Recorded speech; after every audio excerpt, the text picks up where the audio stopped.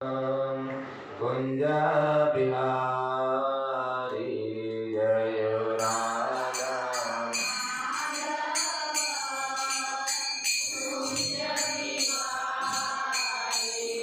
जय गोपी जन वल्लभ गिरिवरधारी जय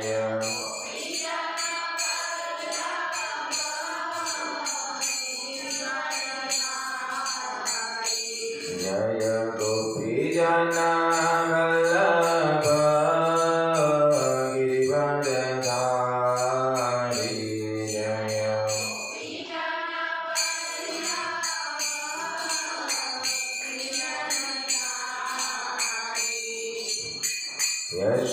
यशोदानंदन व्रज जनरंजन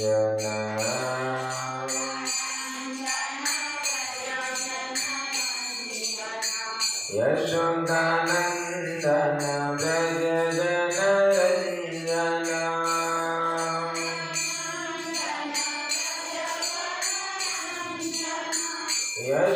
यशोदानंदन व्रज जनरंजन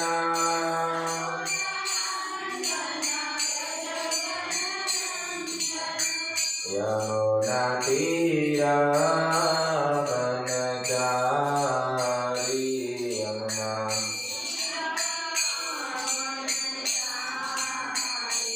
यमुना तीरावनचारी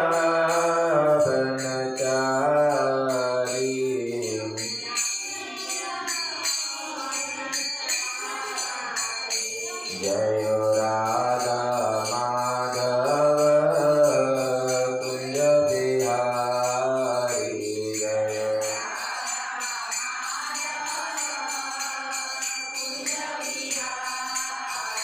जय राधा माधव कुंज बिहारी जय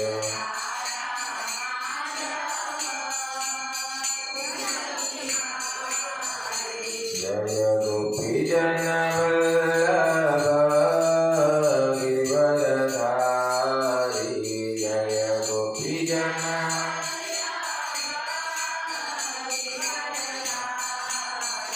जय गोपी जन वल्लभ गिरिवरधारी जय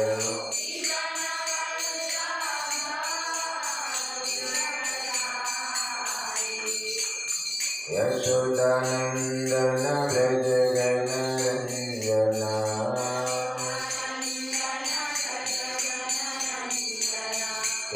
यशोदानंदन व्रज जनरंजन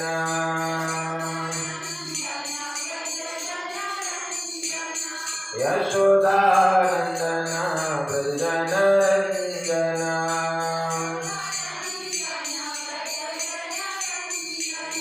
यमुना तीरावनचारी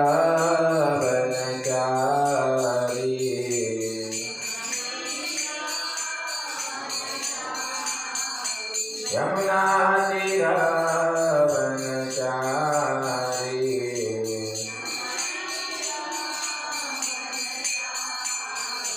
जय राधा माधव कुंज बिहारी जय राधा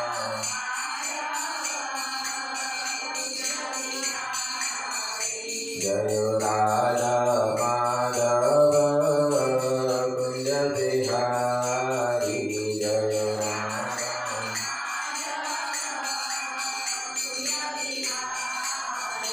हरे कृष्णा कृष्ण कृष्ण हरे हरे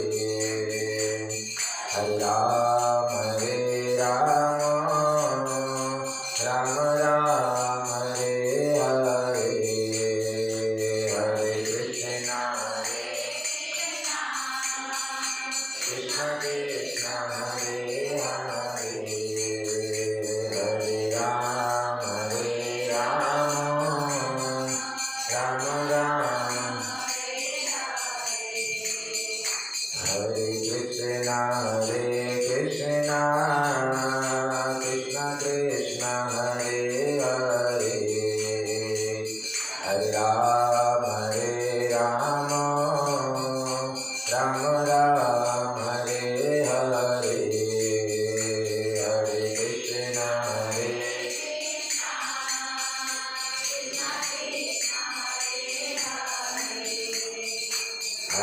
राम हरे राम राम राम हरे हरे हरे कृष्णा कृष्ण कृष्ण हरे हरे हरे राम राम राम हरे हरे कृष्ण हरे हरे हरे राम राम राम हरे कृष्ण कृष्ण कृष्ण हरे हरे हरे राम राम राम हरे हरे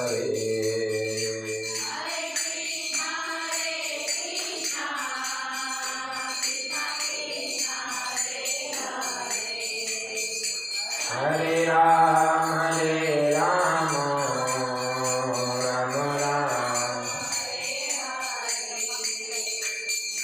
हरे कृष्ण कृष्ण कृष्ण हरे हरे हरे राम राम राम हरे हरे हरे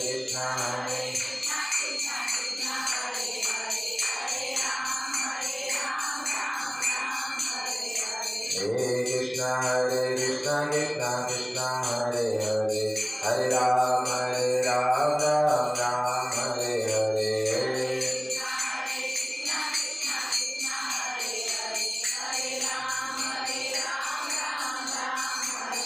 कृष्ण कृष्ण हरे हरे हरे राम राम हरे हरे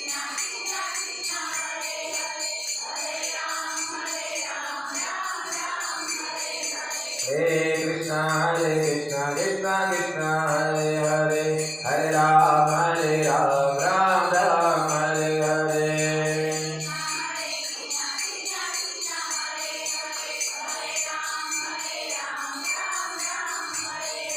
हरे कृष्ण कृष्ण हरे हरे हरे राम राम हरे हरे हरे कृष्ण हरे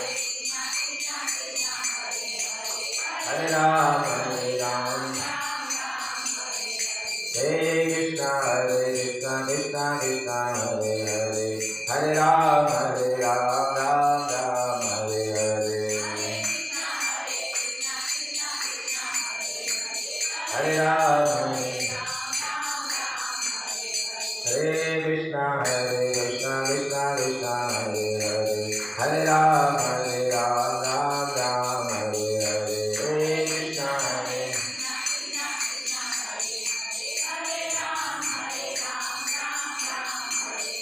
राधा माधव राधा माधव राधा माधव राधे जय राधा माधव राधा माधव जय राधा गोविंद राधा गोविंद राधा गोविंद राधे जय राधा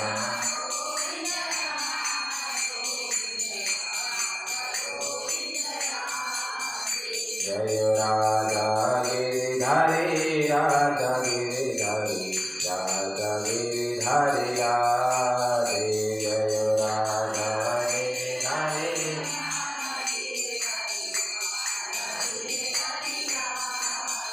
जय राधा दामोदर राधा दामोदर राधा दामोदर राधे जय राधा दामोदर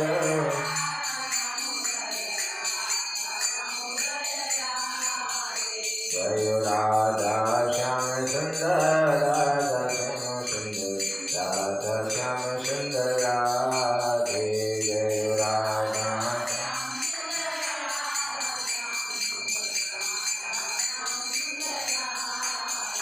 जय जगन्नाथ जय जगन्नाथ बलदेव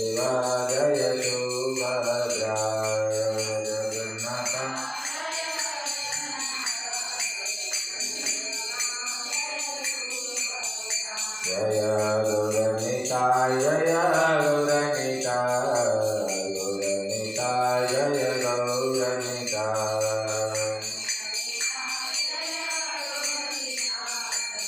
गौरनिताय जय जय प्रभुपाद प्रभुपाद प्रभुपाद प्रभुपाद जय जय प्रभुपाद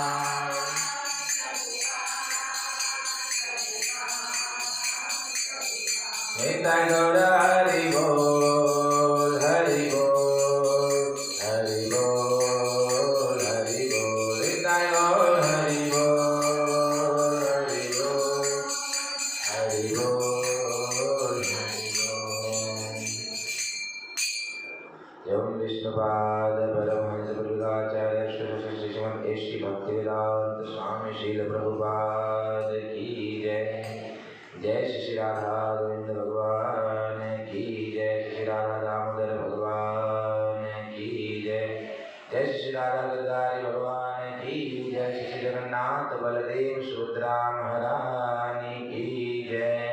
श्री गौर निताय की जय। श्री प्रभुपाद की जय। निताय गौर प्रेमानंदे हरि हरि बोल। सब लोग हाथ जोड़े और कृपया मेरी बात दोहराएं। ओम नमो भगवते वासुदेवाय।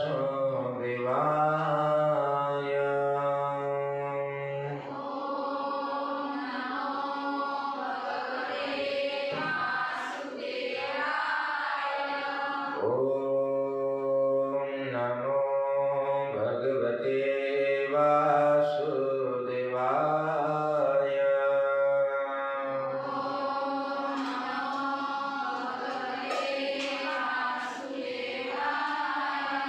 ओम नमो भगवते वासुदेवाय।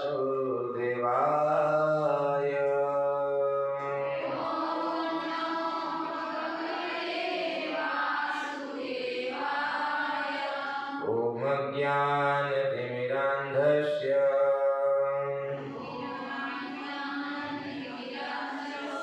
ज्ञानञ्जनशलाकया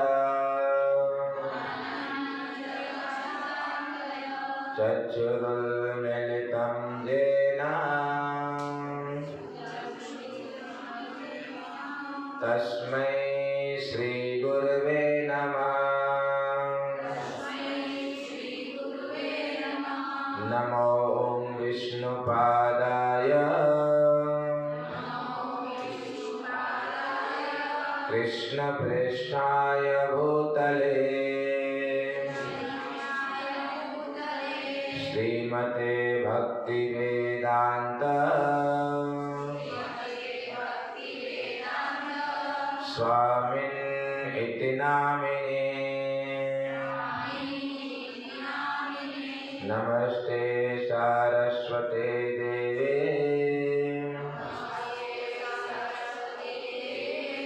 गौरवाणी प्रचारिणे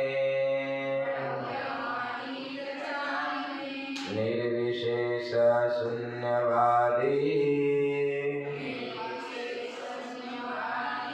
पाश्चात्य देशतारिणे। हे कृष्ण करुणा सिंधु दीनबंधो जगत्पते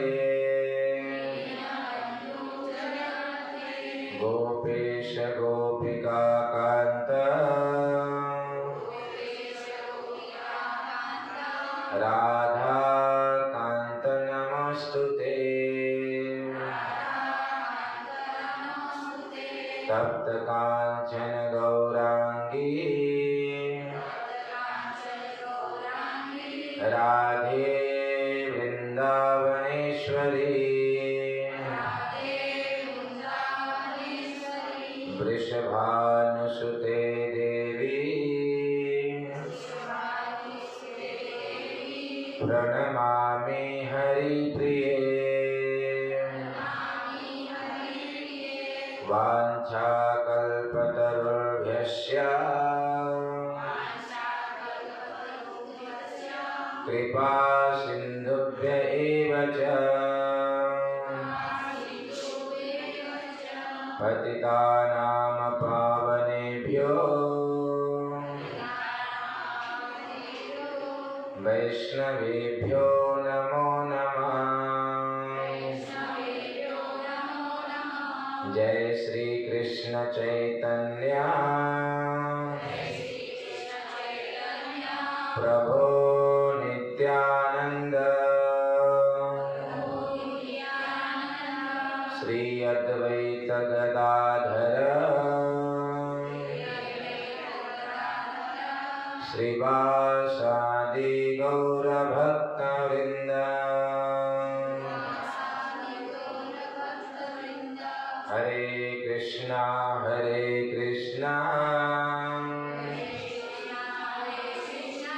कृष्णा कृष्णा हरे हरे हरे राम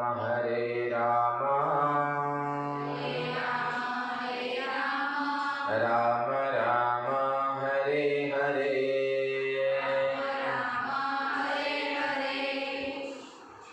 आराध्यो भगवान् ब्रजेशतनय तद्धाम वृन्दावनम्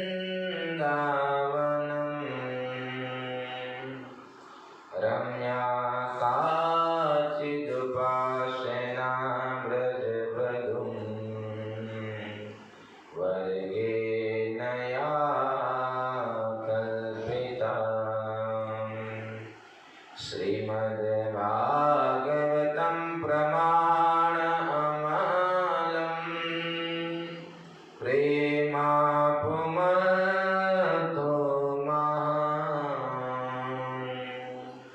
श्रीचैतन्य महाप्रभुर्मतमिदं तत्रादरो न परम्। श्रीचैतन्य महाप्रभुर्मतमिदं तत्रादरो न परम्। योऽन्तः प्रविश्य मम वाचमिमां प्रसुप्तां सञ्जीवयत्र किल शक्तिधरस्वधाम्ना अन्याश्चहस्रश्रवणत्वगादीन् प्राणान्नमो भगवते पुरुषाय तुभ्यम्। करारविन्दे न पदारविन्दम्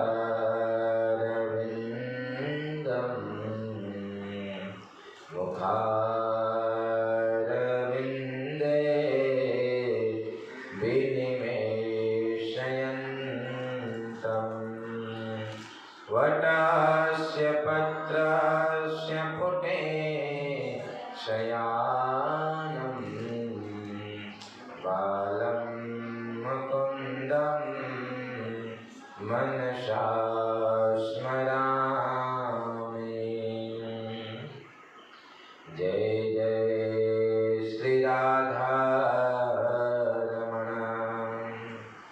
जय जय नवल किशोर जय गोपी चित्ताचोर प्रभु जय जय माखन चोर जय जय माखन चोर। श्री कृष्णचंद्र भगवान की जय।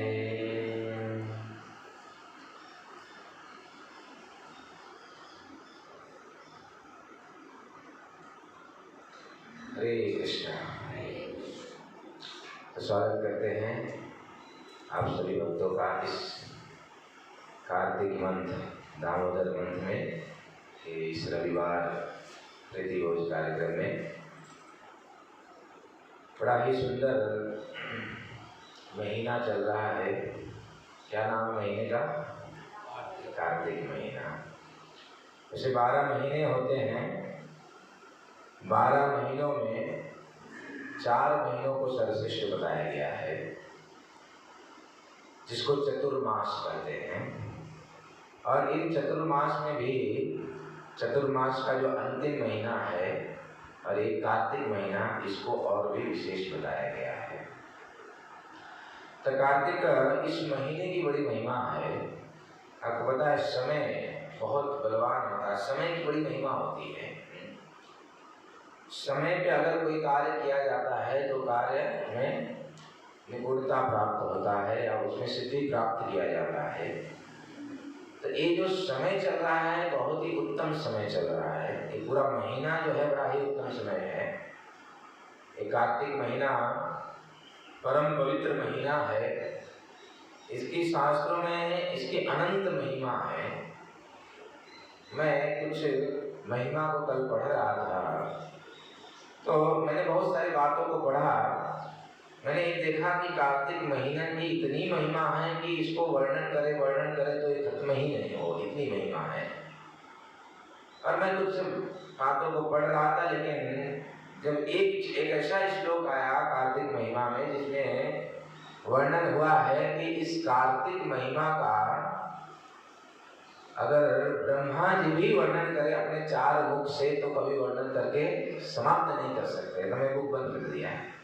जब ब्रह्मा जी इस कार्तिक महिमा को समझ नहीं सकते हैं, कार्तिक महिमा का अपने 4 मुख से वर्णन नहीं कर सकते, तो मैं एक मुख से क्या कर पाऊंगा। तो ये कार्तिक कहने का तात्पर्य है कि कार्तिक महीने की महिमा है। ये बहुत विशेष महीना है। एक बार द्वारिका में कृष्ण की एक पटरानी जिसका नाम है सत्यभामा, कृष्ण की द्वारिका में 16,108 जो है रानियां पटरानियां हैं। उसमें से 8 मुख्य हैं और उस 8 में से एक सत्यभामा है। एक दिन सत्यभामा भगवान कृष्ण के पास आकर पूछते हैं कि प्रभु, मैंने ऐसा अपना पिछले जीवन या ऐसा कौन सा कर्म किया था मैंने जिसके फलस्वरूप मुझे आपकी पत्नी बनने का सौभाग्य प्राप्त हुआ है। एक कौन प्रश्न पूछ रहा है? सत्यभामा भगवान कृष्ण को पूछ रही है कि प्रभु, मैंने ऐसा क्या कार्य किया था, ऐसा क्या किया था मैंने जो कि इतना बड़ा सौभाग्य हमको प्राप्त हुआ, आपकी पत्नी बनने का सौभाग्य, कृपया मुझे बतलाएं। ये बड़ी सौभाग्य की बात है ना। एक कृष्ण की पत्नी बनना कितनी सौभाग्य की बात है, बहुत परम सौभाग्य की। वास्तव में एक ही पति है, सही रियल पति वो है कृष्ण। बाकी सब तो आपत्ति विपत्ति, चाय की पत्ती, पता नहीं क्या क्या है, लेकिन पति तो केवल एक ही है, वो है कृष्ण है। और इसी सौभाग्य को जानते हुए जो है सत्यभामा एक दिन पूछ पड़ी कृष्ण से कि बताइए मैंने ऐसा क्या कार्य किया था जिसके फलस्वरूप मुझे आपकी पत्नी का सौभाग्य बनना सौभाग्य ये प्राप्त हुआ है। उस समय भगवान कृष्ण सत्यभामा को बता रहे हैं कि सत्यभामा, तुमने पिछले जन्म में एक ब्राह्मण कन्या थी। पिछले जन्म में ब्राह्मण कन्या थी, तुम्हारा नाम था गुणवती। ब्राह्मण की पुत्री होने के नाते तुम्हारा जन्मजात तुम्हारे अंदर अनेक गुणों का वास था और उस गुणवती कन्या के रूप में तुम बड़े ही पवित्र उत्तम कार्य करते थे। लेकिन जब कार्तिक महीना आया तो तुमने कार्तिक महीने के व्रत का पालन किया था और कार्तिक महीने में भगवान दामोदर की पूजा किया तुमने और दामोदर अष्टकम का पाठ किया और दामोदर अष्टकम का पाठ करते करते तुमने भगवान को सुबह और शाम को दीप अर्पण किया और इस व्रत का पालन करने के फलस्वरूप तुमको इस जन्म में मेरी पत्नी बनने का सौभाग्य प्राप्त हुआ। ये है कार्तिक महीने की महिमा। ये कार्तिक महीने की असीम महिमा है। इसलिए इस कार्तिक जब भी कोई विशेष समय चलता है ना, तो हमको उस समय बड़ा जागरूक हो जाना चाहिए कि कार्तिक महीना इंतजार करते हैं। जो भक्तगण है ना, वो इस कार्तिक महीने का इंतजार करते हैं कि कार्तिक महीने आएगा तो मैं अपने भक्ति को, अपनी तपस्या को, अपनी साधना को और बढ़ाऊंगा। मैं आपको बताऊं कि इस कार्तिक महीने में कोई भी कार्य जब होता है तो उसका फल जो है अन्य महीनों से कई गुना ज्यादा फल की प्राप्ति होता है।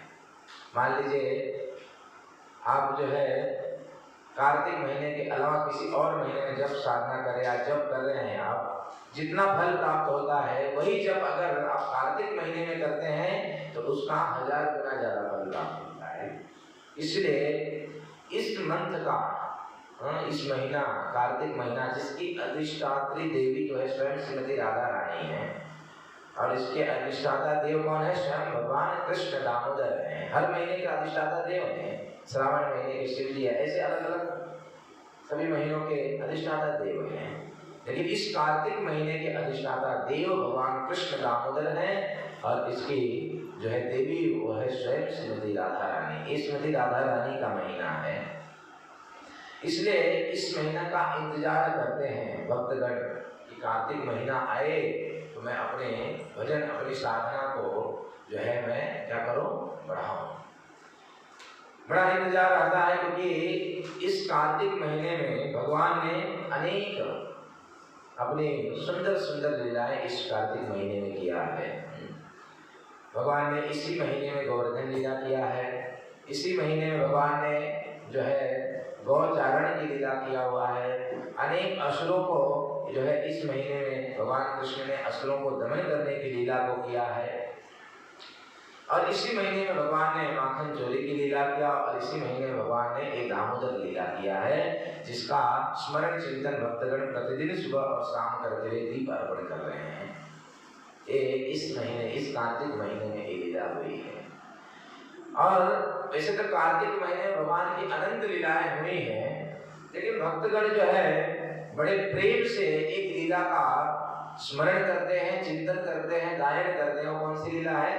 वह है भगवान की दामोदर लीला। दामोदर लीला जिसमें मैया यशोदा ने कृष्ण को बांधा है। ये जो लीला है इसका स्मरण चिंतन को भक्तगण करते हैं। कारण क्या है? इसका चिंतन और स्मरण भक्तगण इस लीला का ही क्यों ज्यादा करते हो? वैसे तो भगवान की अनंत लीलाएं हैं, भगवान की सारी लीलाएं मधुर से मधुर हैं, लेकिन इस लीलाओं का भक्त, इस लीला दामोदर लीला का स्मरण चिंतन भक्तगण ज्यादा क्यों करते हैं? क्योंकि इस लीला में एक विशेष कार्य हुआ है। क्या विशेष कार्य है? कि इस लीला में भगवान बद गए हैं। हम दिन रात प्रयास करते हैं, दिन रात जो है भक्ति करते हैं, नाम जप करते हैं, साधना करते हैं, तपस्या करते हैं। क्या करने के लिए? भगवान को प्राप्त करने के लिए, या भगवान से प्रेम करने के लिए, या भगवान हमारे बंधन में एक करते हैं ना। हमारे जब साधन का जो है अंततः कारण क्या है? हम क्यों कर रहे हैं? क्योंकि कृष्ण भगवान हमारे पास आए, भगवान हमसे प्रेम करे, या मेरा प्रेम भगवान के जो है भगवान से हो, या हम कृष्ण को, भगवान को बांध पाए। ये हमारा प्रयास, ये भक्तों का प्रयास होता है, और भक्तगण यही करते हैं जीवन भर।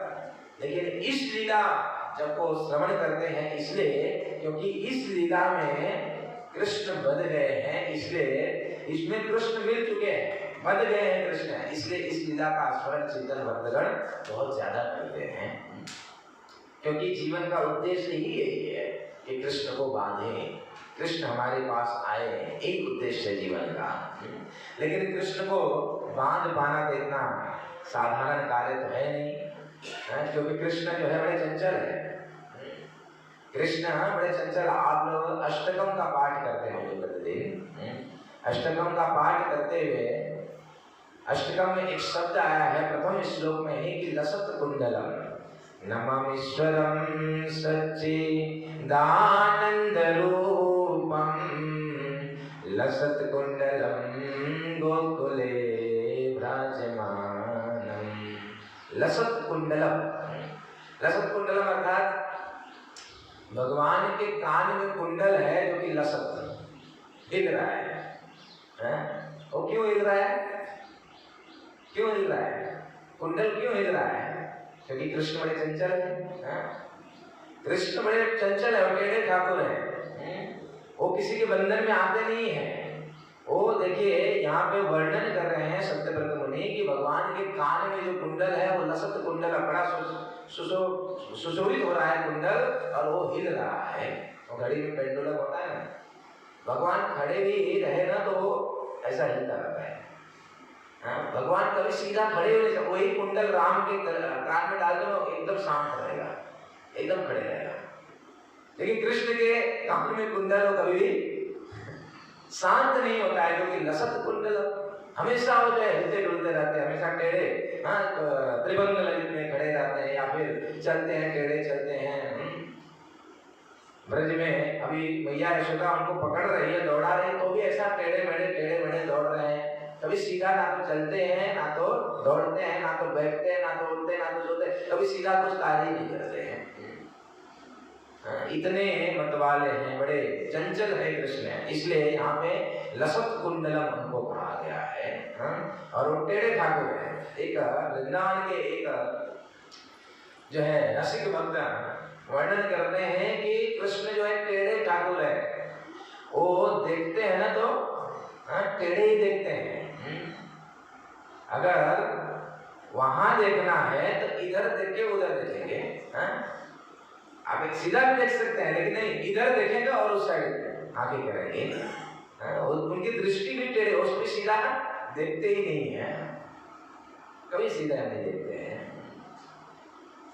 तो उनकी दृष्टि टेढ़ी दृष्टि है, बड़ा चंचल है वो, बहुत चंचल है कृष्ण। और जब वो खड़े होते हैं तो भी टेढ़े ही खड़े होते हैं, ना तो देखते सीधा है और ना तो खड़े भी होते हैं तो टेढ़े ही खड़े होते हैं। कोई भी कृष्ण का स्वरूप आप देख लीजिए, वो त्रिभंग स्वरूप में खड़े हैं और 2-3 जगह से टेढ़े खड़े रहेंगे, सीधा कभी खड़े ही नहीं होते हैं। तो ये टेढ़े ठाकुर है, दृष्टि भी टेढ़ी है, खड़ा होना भी टेढ़ा है, और बोलते हैं तो भी टेढ़े ही बोलते हैं, सीधा कभी बोलते ही नहीं है, टेढ़े ही बोलते हैं। एक बार जो है राधा रानी कृष्ण के पास आई, सुंदर सज धज के आई थी, तो कृष्ण के पास आकर पूछ रही है कि कृष्ण मैं कैसी दिख रही हूँ। जब पूछे कि मैं कैसी दिख रही हूँ तो कृष्ण बोल सकते कि हाँ बहुत सुंदर दिख रही हो, बहुत सज के आए हो, सीधा बोल सकते थे। लेकिन नहीं, सीधा तो है नहीं, टेढ़े ठाकुर है, सीधा तो बोलना नहीं है। क्या बोल रहे हैं कि राधे आज तुम इतनी सुंदर दिख रही हो, क्या बताऊं मैं, आपकी तुम्हारी जो सुंदरता है ना, हजारों हजारों चंद्रमा के समान है। तुम्हारा मुख कमल चंद्रमा के समान दिख रहा है, तुम्हारा जो है सारे अंग की क्रांति जो है वो चंद्रमा के प्रकाश की तरह दिख रही है। तुम इस प्रकार से बार बार सारी उपमा शरीर का चंद्रमा के साथ किया उन्होंने, तुम इतनी सुंदर दिख रहे हो। और बार बार चंद्रमा का नाम लिया तो राधा रानी को विभ्रम हुआ कि निश्चित रूप से चंद्रावली को मिल गया है, इसलिए मेरी उपमा चंद्रमा के साथ कर रहा है। रूठ गई राधा रानी, रूठ गई। कभी सीधा बोलना ही नहीं होता है। बोल सकते थे कि सुंदर हो, लेकिन नहीं, घुमा फिरा के बोलते हैं। बोलते हैं तो भी टेढ़े, चलते हैं तो भी टेढ़े चलते हैं। कथा दानम नाट्यम गगनमपि, जगन्नाथ अष्टकम आप गाएंगे ना, उसमें आता है कथा दानम नाट्यम गगनमपि। जब जगन्नाथ जी निकलते हैं ना, जो अपने श्री मंदिर से बाहर जो बैठे हुए ना, जब रथ यात्रा होता है, निकलते हैं जब बाहर, जब निकलते हैं तो सीधे चलते ही नहीं है। आपने देखा है कभी जगन्नाथ जी जब ये अपने श्री मंदिर से जब बाहर निकलते हैं ना, जैसे एक मदोमस्त पिया हुआ दारू पिया हुआ व्यक्ति होता है ना, कैसे चलता है, उसका पैर सीधा चलता ही नहीं है, उस प्रकार से मदोमस्त होकर चलते हैं। वही जगन्नाथ, सही गौर, सही कृष्ण, सही जगन्नाथ, वही कृष्ण की चर्चा हो रही है। वो भी कृष्ण जो है जगन्नाथ स्वरूप जब बाहर निकलते हैं तो हमेशा एकदम मतवाले होकर चलते हैं, चलते भी वो भी टेढ़े चलते हैं। और इनके संपर्क में जितने लोग भी है ना, वो भी टेढ़े ही है। यमुना सीधी नहीं दिखती आपको, वृंदावन में भी यमुना जो है पूरा एकदम चारों बाजू से टेढ़ी ही बहती है। इनके संपर्क में जो है वो भी टेढ़े हैं। ब्रज की गलियां वो भी टेढ़ी हैं, सीधे ब्रज की गलियां वृंदावन में आप जाएंगे तो किसी का भटक जाते हैं भक्तगण, बिछड़ जाते हैं एक दूसरे से, ग्रुप के साथ जाओ तो इतनी टेढ़ी गलियां हैं। उनके संपर्क में गलियां भी टेढ़ियां, और उनके संपर्क में उनकी भक्ति करने वाले भक्तगण भी, मैं नहीं बोल रहा तो कृष्ण वो आचार्य कहते हैं कि कृष्ण जो है टेढ़े ठाकुर हैं, इनको पकड़ पाना बहुत मुश्किल है, बहुत मुश्किल है पकड़ पाना। लेकिन इस लीला में, ये तो दामोदर लीला है, इस लीला में कृष्ण पकड़े गए हैं, केवल पकड़े ही नहीं बल्कि पकड़ के बांधे गए हैं। इसलिए इस लीला का स्मरण चिंतन जो है भक्तगण बहुत ही भाव से, बहुत ही प्रेम से इस लीला को गाते रहते हैं। कृष्ण को कोई बांध नहीं सकता है, कोई बांध नहीं सकता है, लेकिन इस लीला में बंध गए। वैसे कृष्ण को बांध पाना संभव है, यही एक ही मात्र लीला है जिसमें कृष्ण बंध गए। कृष्ण को बांध पाना असंभव है, बिल्कुल सोच नहीं सकता कोई कि कृष्ण को बांध सकते हैं। दुर्योधन ने एक बार विचार किया था, प्लान किया था कृष्ण को बांधने का।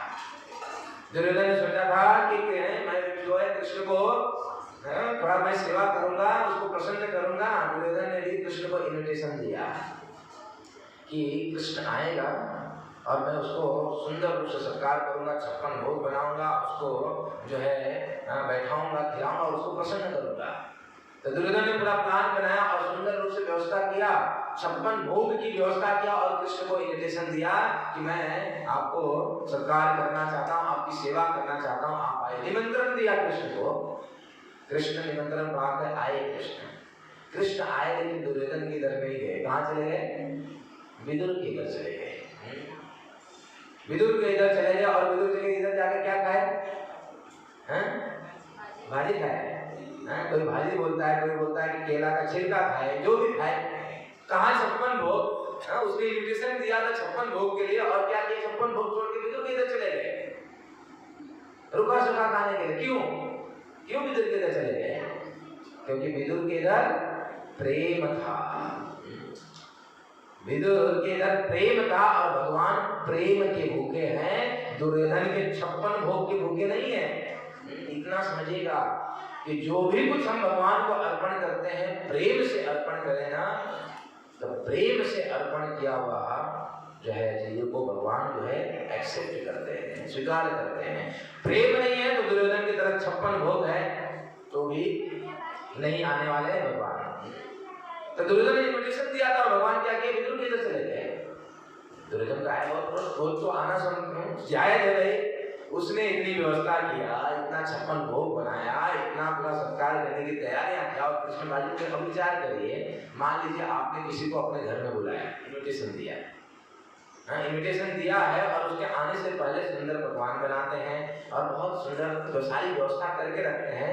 अगर वो आया व्यक्ति और आपके घर में ना आके आपके बाजू वाले घर में जाके वहां पे सेवा सत्कार स्वीकार करके चला गया तो गुस्सा नहीं आएगा? कितना खराब लगेगा। यही हुआ दुर्योधन के साथ। आया क्रोध और उसने अपने सैनिकों का आदेश दिया कि जाओ उस वाले को पकड़ के लाओ, उसको बांध दो लाकर इधर। इतना अहंकार उसको, दुर्योधन को ये नहीं पता था अहंकार उसको नहीं, अहंकार तुझे है। क्योंकि जो सेवा करने के लिए बुलाया उसको प्रेम नहीं था। और आदेश दिया सैनिकों को, और सैनिक लोग कृष्ण को पकड़ने गए। कृष्ण को पकड़ने गए सैनिक लोग, कृष्ण स्वयं चल के आ गए दुर्योधन के पास। बोल रहे कृष्ण बोल रहे हैं दुर्योधन को, दुर्योधन तू मुझे बांधने चला है, मुझे बांध पाएगा तुम? अरे बाधा उसे जाता है जिसका आदि और अंत हो। मेरा ना तो आदि है ना तो अंत है, तो मुझे क्या बांध पाएगा दुर्योधन? भगवान ने कहा कि जिसका आदि और अंत हो उसे बांधा जाता है, जिसका आदि अंत है ही नहीं उसको बांध पाना कैसे संभव? जैसे मान लीजिए ये टेबल है, यहाँ से शुरू हुआ यहाँ समाप्त हुआ, तो इसको बांधा जा सकता है। जिसका शुरुआत ही पता नहीं है, जिसका अंत भी पता नहीं है, उसको कहां से बांधा जाएगा? कृष्ण ने उस समय दुर्योधन से कहा था तुम क्या मुझे बांध पाएगा? जिसका आदि अंत है ही नहीं उसको बांध पाएगा तो कृष्ण को बांध पाना बहुत ही मुश्किल है। लेकिन दामोदर लीला जो है इसमें कृष्ण बंध गए हैं। इसलिए लोग भक्तगण इस चिंतन बहुत करते हैं कि कृष्ण बंध गए हैं इस लीला में। जिसका हम प्रयास सालों साल करते हैं वो कार्य इस लीला में हो चुका है। इसलिए इस लीला का श्रवण करेंगे तो शायद कृष्ण हमारे भी बंधन में आ जाएंगे। इसलिए इस लीला की चिंतन श्रवण जो है भक्तगण ज्यादा करते हैं। अभी वैसे तो ये लीला बड़ी विशाल लीला है, इसको कितना भी हम श्रवण करें कितना भी श्रवण करे वो कम है, इतनी मधुर लीला है। भागवत के दसम स्कंद में ये लीला का वर्णन, भगवान के बाल लीला का जो वर्णन है ना, क्या अद्भुत लीला है भगवान का। इस समय भी कृष्ण जो बांधे गए, छवि रखा है मंदिर में, रखा है छवि। कृष्ण जो बांधे गए तो उस समय कृष्ण 3.5 साल के थे, छोटे बालक थे, बस जस्ट चलना शुरू किए थे वो। तो गोपियों का बड़ा कंप्लेन आता था मैया यशोदा के पास कि ये तेरा लाला जो है हम लोग को परेशान करके रखा है। कृष्ण जब चलना शुरू किया तो प्रथम कार्य क्या किया उन्होंने? चोरी करना प्रारंभ किया। प्रथम कार्य चोरी करना प्रारंभ किया। एक कृष्ण जब चलना प्रारंभ किए तो प्रथम उन्होंने चोरी किया, और चोरी करने के कारण उनका नाम क्या पड़ा? माखन चोर। माखन चोर किस नाम से पड़ा है? क्योंकि उन्होंने माखन को चोरी किया, इसलिए उनका नाम माखन चोर पड़ा। अब मुझे ये बताइए कि चोरी करना अच्छी बात है कि बुरी बात है? बताइए, अच्छी बात है कि बुरी बात है? अच्छी बात है। अगर अच्छी बात है मैं आता हूँ आपके घर में। चोरी करना बुरी बात है, तो चोरी अगर कोई करता है तो क्या उसका हम आरती पूजा करते हैं? हम पूजा करते हैं, डंडे लेके पूजा करते हैं, उसको पीटते हैं। चोरी कोई करता है तो कृष्ण चोरी किए तो हम उनकी पूजा कर रहे हैं, और उनका नाम पड़ा माखन चोर। और चोरी किए आज से 5000 वर्ष पूर्व पहले की ये लीला है, प्रकट लीला जब भगवान का, और उनका चोरी करने से नाम पड़ा माखन चोर, और उनकी पूजा जो है वर्षों सदियों से चलती आ रही है। यही अंतर है हमारे और कृष्ण में, यही अंतर है हमारे और भगवान में। हम कुछ भी कार्य करने से नहीं चलता है, हम गलत कार्य करेंगे तो मार पड़ेगी, सही कार्य करेंगे तो प्रशंसा मिलेगी। लेकिन कृष्ण गलत कार्य करे तो भी पूजित होते हैं, और अच्छा कार्य करे तो पूजना तो स्वयं वो तो है ही। एक कृष्ण और जीव में अंतर है। चोरी किया तो भक्तगण उनको माखन चोर के नाम से पूजते हैं। रण को छोड़ दिया, अभी युद्ध क्षेत्र को छोड़ के भागना मतलब व्यक्ति क्या कहलाएगा? कायर कहलाएगा, है कि नहीं? कायर है, ये रण छोड़ भाग गया। लेकिन कृष्ण ने रण छोड़ा तो क्या कहलाए? रण छोड़ राय के नाम से पूजे जाओ, उनकी आरती पूजा हो रही है, रण छोड़ राय की।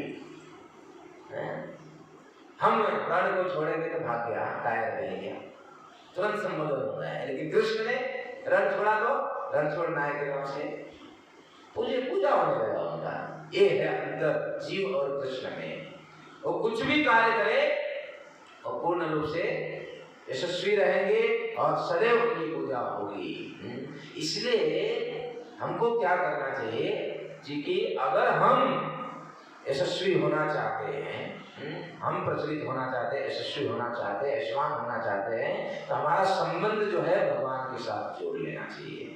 जब हमारा संबंध भगवान के साथ जोड़ेंगे तो निश्चित रूप से हम यशस्वी बन जाएंगे। तो कृष्ण जब चलना प्रारंभ किए तो प्रथम कार्य क्या किया उन्होंने? चोरी किया। अब चोरी करने का प्रैक्टिस कृष्ण ने घर पे ही किया, क्योंकि बाहर निकलना है तो प्रथम घर पे ही किया। जब घर में किया तो मैया से छुप के उन्होंने चोरी करने का प्लान किया। मैंने कुछ दिन पहले शायद यहीं पे या कहीं पे तो ये लीला का वर्णन किया था मैंने। तो कृष्ण जब चोरी करते थे तो गोपियां बड़ी कंप्लेन लेके आते थे मैया यशोदा के पास। इसका वर्णन सुखदेव गोस्वामी भागवत में बड़े विस्तृत रूप से वर्णन करते हैं कि गोपियां किस प्रकार से कृष्ण का कंप्लेन लेके आती थी। ये क्या करते थे, ये जो कृष्ण जो है टोली के साथ जो है अपने मित्रों के साथ पूरे गैंग के साथ किसी न किसी एक गोपी के घर में घुसते थे और जो है माखन चुराते थे, माखन खाते थे, माखन बिगड़ते थे, मटकी फोड़ते थे और फिर वहां से निकलते थे। अब बताइए गोपियों का जीवन इसी मक्खन दूध दही के ऊपर निर्भर करता था और ये क्या करते थे? प्रतिदिन जो है इस प्रकार का कार्य किया करते थे अलग अलग गोपियों के घर में। और गोपियां उलाना लेकर कंप्लेन करने के लिए बार बार मैया यशोदा के पास आते थे, लेकिन मैया यशोदा कभी स्वीकार नहीं करती थी। मैया यशोदा क्या बोलती थी? मेरे घर में मक्खन की कमी, तेरे घर में चोरी करने जाएगा। मेरे घर में 9 लाख गैया हैं और बहुत वैरायटी आप जो है दूध दही घी है, हमारे घर में भरपूर मात्रा में घी दूध दही का सागर है मेरे घर में। मेरे घर में दूध दही की कमी है, तेरे घर में चोरी करके जाएगा? कभी स्वीकार नहीं करती थी माता, कभी स्वीकार नहीं करती थी। तो गोपियों का कंप्लेंट को भैया स्वीकार नहीं करती थी। तो एक दिन गोपियों ने सोचा कि कृष्ण को ना पकड़ के लाइव लेकर जाएंगे यशोदा मैया के पास। जब लेकर जाएंगे ना, हाथ में मक्खन लगा हुआ है और इस प्रकार पकड़ लेंगे, वो पकड़ के उसको लेकर जाएंगे ना, तब इसको विश्वास होगा यशोदा रानी को। तो एक दिन गोपियों ने, कृष्ण चोरी कर रहे थे, किसी घर में कृष्ण चोरी कर रहे थे और चोरी करते करते करते गोपियों ने मिलकर, एक गोपी ने मिलकर कृष्ण को पकड़ लिया। छोटे से बालक थे, 3.5-4 साल के बालक हैं कृष्ण। पकड़ लिया, हाथ को कस के पकड़ लिया और पकड़ के बोले कि आज तुमको मैं पकड़ी हूँ और चल, बहुत परेशान करके रखा है।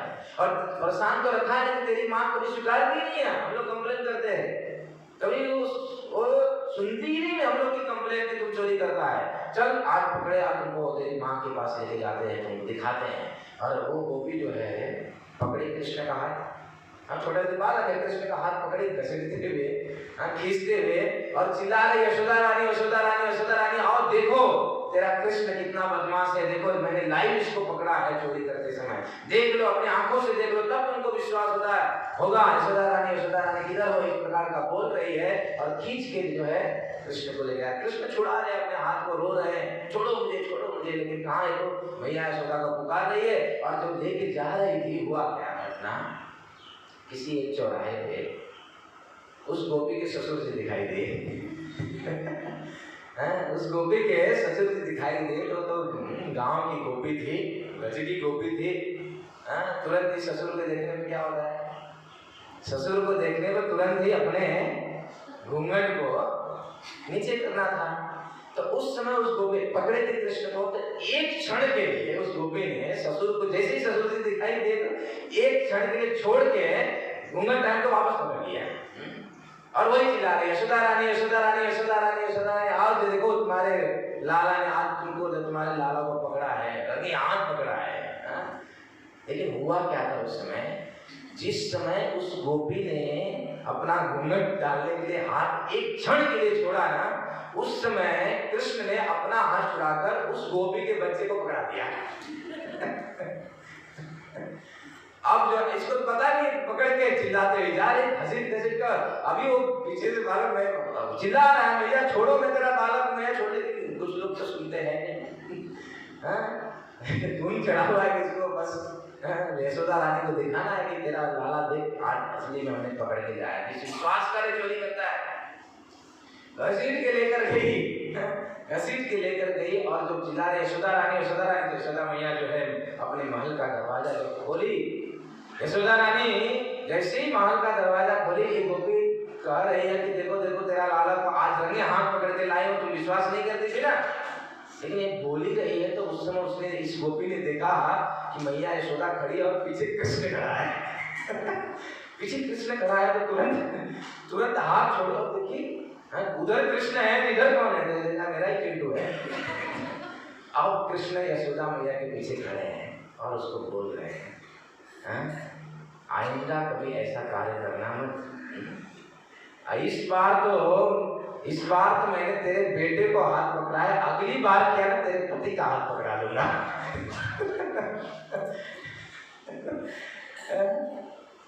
यशोदा रानी कह रही है तुम लोग पागल हो गए, तुम लोग कृष्ण के चक्कर में उसको पढ़ के ना पागल हो चुके हैं तुम लोग। हाँ इतना पागल हो गए कि अपने ही बच्चे को पकड़ के लाई है। तो बोले नहीं मैं तेरे लाला को पकड़ा था पता नहीं कैसे क्या हो गया। यशोदा रानी विश्वास नहीं करती थी मेरा लाला ऐसा कर रहा है। एक दिन मैया ने, ये सारे कंप्लेंट जो है ना विस्तृत रूप से बड़ी मधुर लीला है, इसमें रमेंगे ना पूरा जीवन निकल जाएगा, इतना आनंद आता है इसमें। कभी कभी जो है इस लीला को आप पढ़ के देखिए, अनुभव करेंगे कि आप 24 घंटा पढ़ते रहेंगे, भूख प्यास में जो है भूल जाएंगे, इतनी मधुर लीला है। मैया के पास जो है ये सारी गोपियां बहुत कंप्लेन लेके जाती थी, है ना, जो है एक रसिक भक्त बड़ा सुंदर गाते हुए इस कंप्लेन को लिखते हैं, ग्वालिन का मक्खन चुरा के जो भागे, ग्वालिन का मक्खन चुरा के जो भागे, ले आई शिकायत यशोदा के आगे।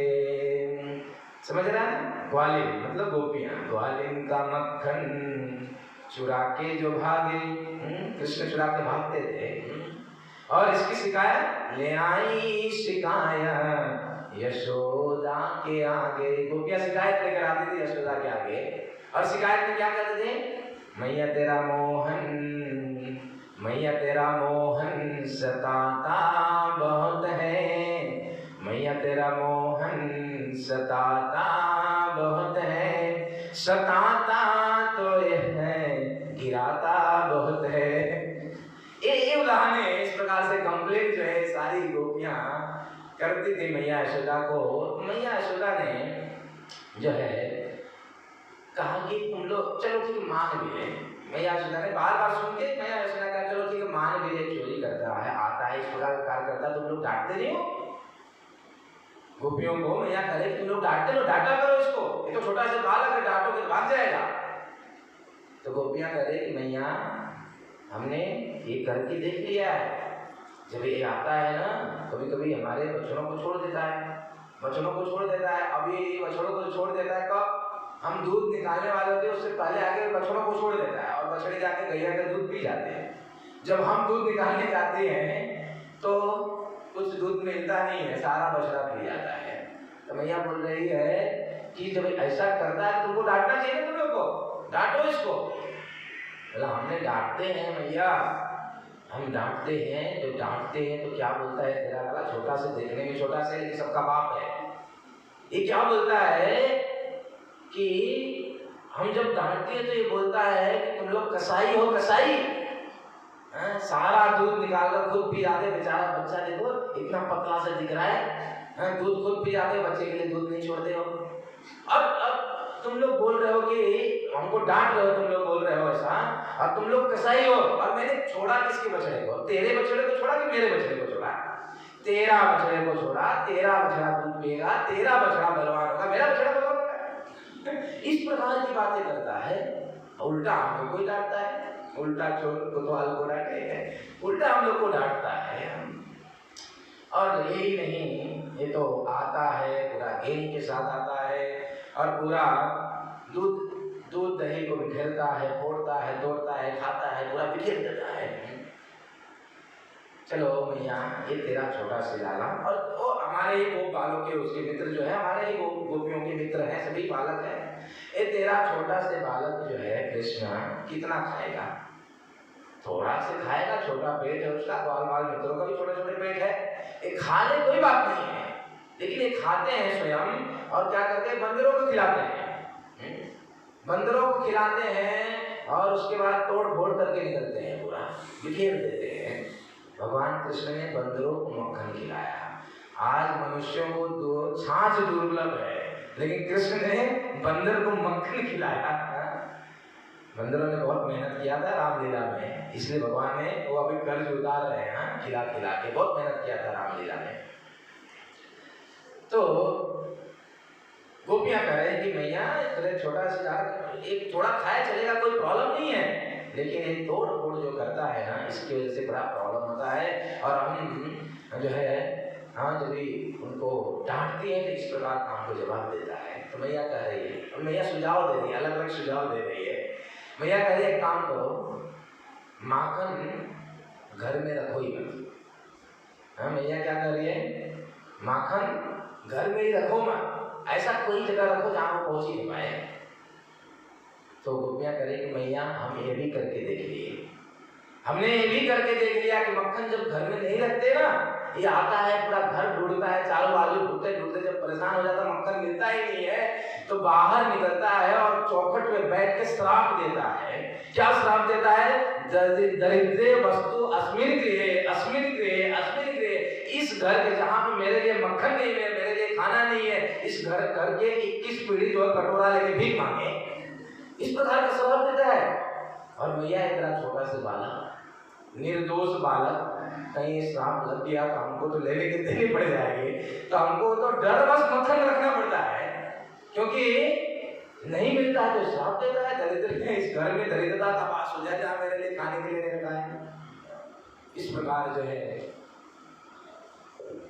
हरे कृष्णा कृष्णा कृष्णा हरे हरे, हरे राम राम राम हरे।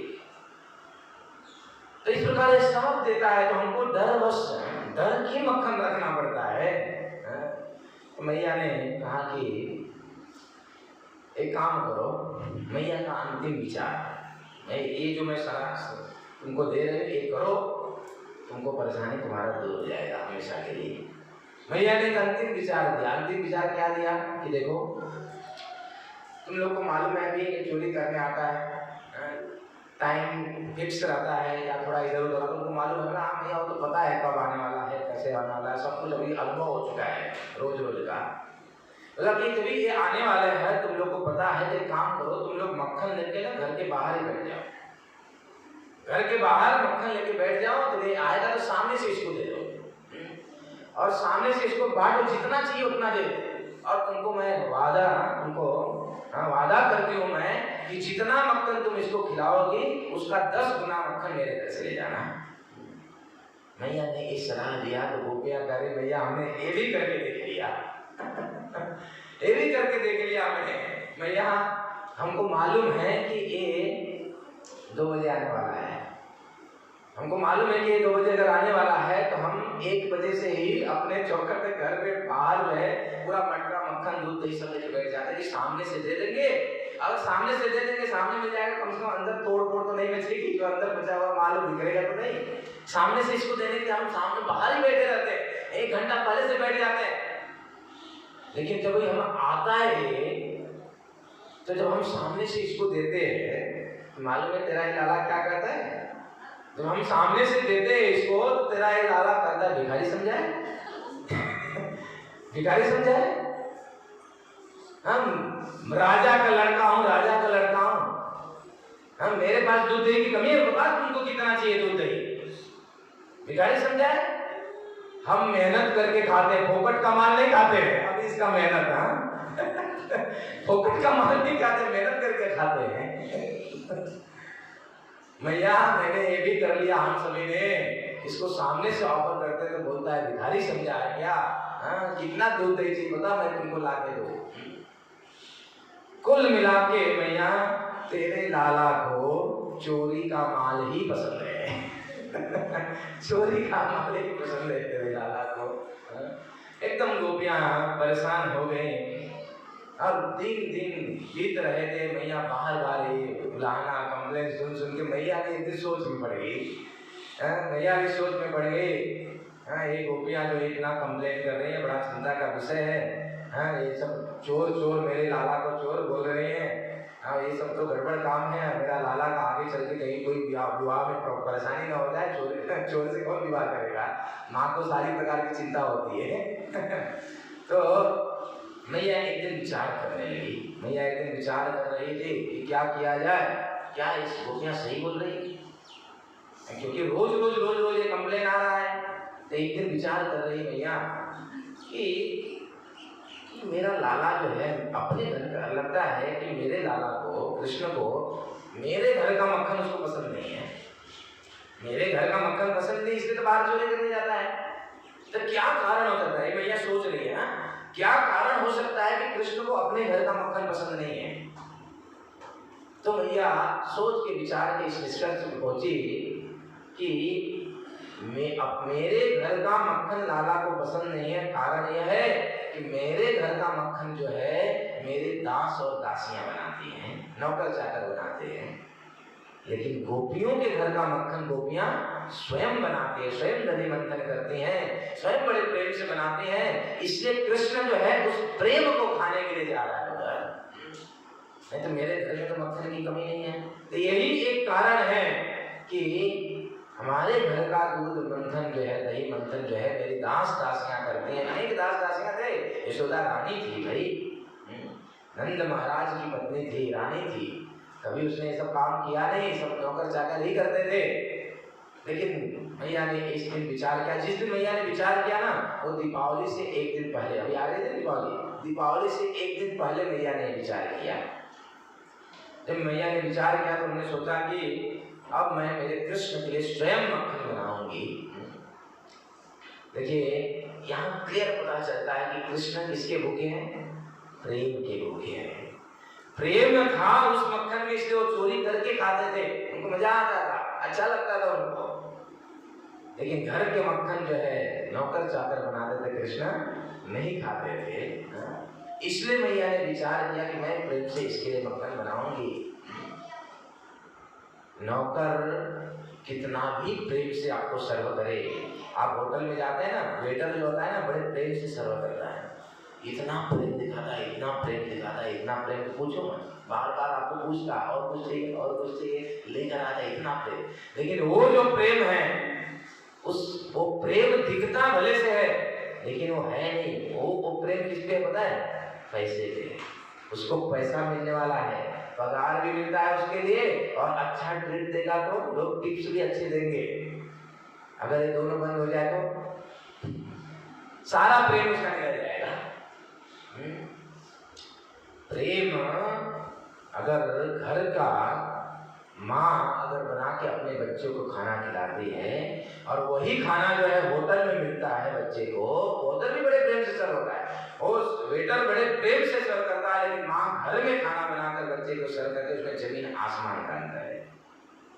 यहाँ पे प्रेम है, जो अपने बच्चे के लिए वो बनाकर बड़े प्रेम से सर्व कर रही है, और वहाँ पे जो है उस प्रेम दिखावा है पैसे का, पैसे के प्रति प्रेम है। वहाँ पे अंतर है, बहुत अंतर है। तो कृष्ण जो है प्रेम के भूखे। मैया ने सोचा कि दीपावली से एक दिन पहले मैया ने सोचा, और उन्होंने सोचा कि अभी दीपावली भी है, और तुरंत ही मैया ने विचार किया कि कल जो है मेरे लाला के लिए मैं मक्खन स्वयं बनाऊंगी।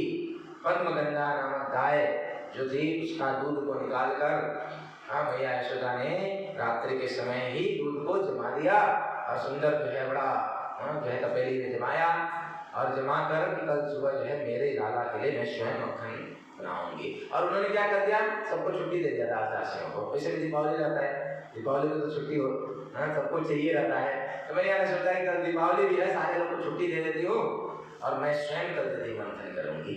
सबको छुट्टी दे दिया। इसका वर्णन जो है सुखदेव गोस्वामी भागवत में बड़ा सुंदर वर्णन करते हैं। एकदा गृहदा शिशु यशोदानंद गेहिनी कर्मांतर नियुक्तासु निर्ममंथम स्वयं दधि। भैया ने एकदा गृहदा शिशु, एक दिन की बात है, वो एक दिन कौन सा था? दीपावली का दिन था।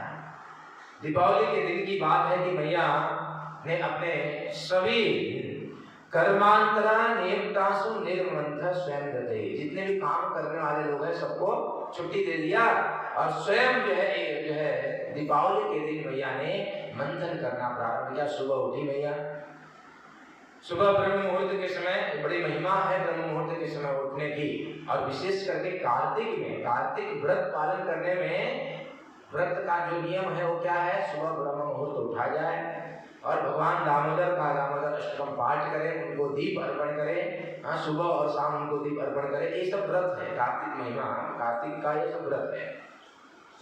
मैया यशोदा ने जो है ब्रह्म मुहूर्त में उठी, लाला तो सो रहे हैं, लड़का बच्चा जो होता है वो लेट उठता है, और मैया जो है सुबह जल्दी उठकर नहा धोकर सुंदर वस्त्र को, रेशमी वस्त्र धारण किया।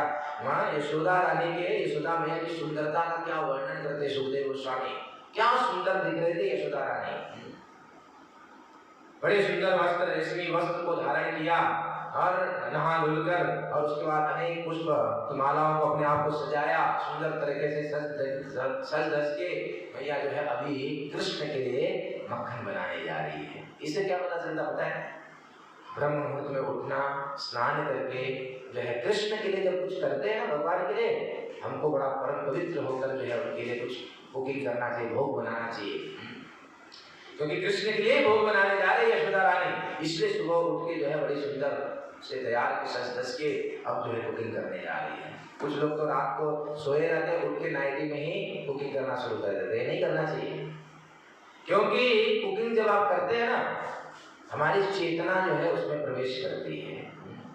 जब आप पवित्र रहेंगे तो आपका मन पवित्र होगा, शुद्ध होंगे तो आपका मन पवित्र होगा, और वो पवित्र मन से जब हम कुकिंग करते हैं ना, वही चेतना जो है प्रवाहित कहाँ पे होता है?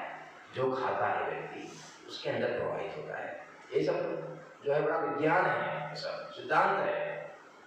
मैया ने सुबह उठकर स्वयं दही मंथने लगे। कोई दही मंथन की बात करते हो, घर में हमारा ग्राइंडर पड़ा था छोटा, लोटा में डाल दिया, छाछ बन गया, ऐसा नहीं।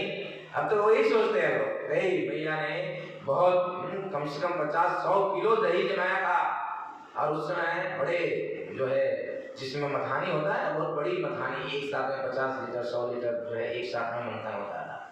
मैया ने जो है सुबह उठ के ब्रह्म मुहूर्त में अब क्या किया? मंथन करना प्रारंभ किया। बहुत मेहनत था मंथन करने में, हाथ से मंथन करना जो है बहुत मेहनत वाला कार्य है। लेकिन मैया जब मंथन कर रही थी तो स्वयं जो है तीनों, उसका मन भी उस कार्य में लगा हुआ था, उसकी वाणी भी लगा थी, उसकी कर्मण मतलब उसका जो है शरीर भी उस मंथन कार्य में लगा हुआ था। तीनों रूप से सेवा कर रही है। कर्मणा मनसा वाचा। कर्मणा अर्थात हाथ से वो मंथन कर रही है, वाणी से वो क्या कर रही है? गुनगुना रही है, गाना गा रही है। क्या गाना गा रही है? जो कृष्ण ने अनेक लीलाएं किया ना अब तक, जन्म लेते 6 दिन का बालक पूतना को उड़ा दिया,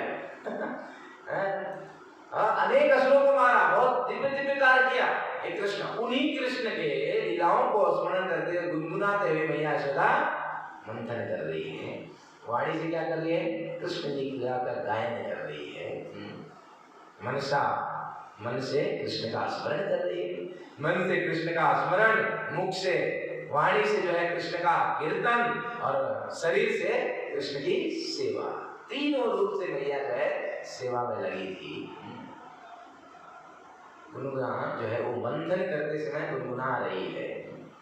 ये देखिए गुनगुना, ये सीखना चाहिए कि कुकिंग करते समय हमको क्या गाना चाहिए। लोग फिल्मी गाना लगाने गाते हैं, दिल के टुकड़े हो जा हजार। अब बताइए जो खाएगा उसके भी 1000 होंगे। ये देखिए सब कुछ सीख है इसमें, सीख भरा हुआ है। मैया यशोदा बताना दिखा रही है कि कैसे हमको कृष्ण की सेवा करना है, कैसे हमको कुकिंग करना है। मन से, वाणी से, मनसा वाचा कर्मणा, तीनों रूप से मैया जो सेवा में लगी।